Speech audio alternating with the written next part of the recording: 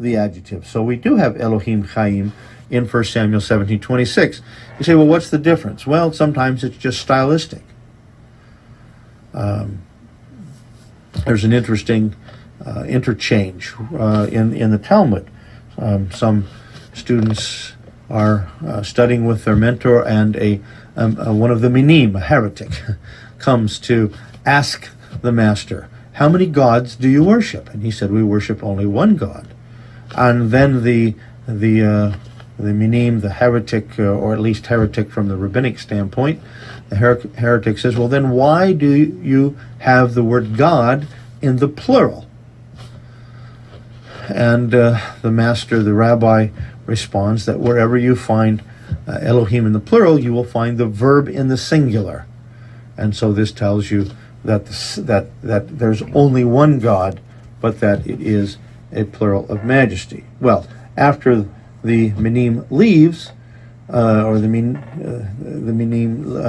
heretic leaves, the students say to their master, well, you were able to dismiss him with a trifle. In other words, he doesn't know his Hebrew very well, because we know that there are times when Elohim takes a plural verb, and when it's referring to the one true God, as in Genesis 1:26, let us make man in our image, where you have the word make in the plural. All right, so this whole discussion went on amongst the rabbis as well.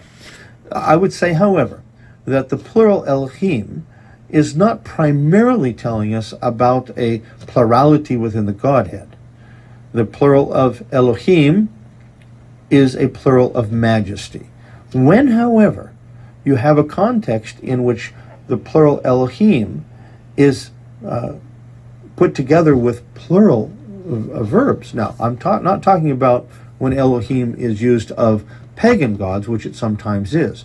Then you will discover that the verbs are in the plural. But when the context clearly is talking about the God of Israel, the true and only God, as in Genesis 1, the Creator, and we have plural verbs in that context, then that's telling us something else. So the plural of majesty on Elohim is talking to us about that he is above all else, that he is the only one, so to speak. And we know, as we study the Tanakh, that the false gods are not gods at all. They are, in fact, demons. And so they parade or they try to deceive as being gods, but they are not.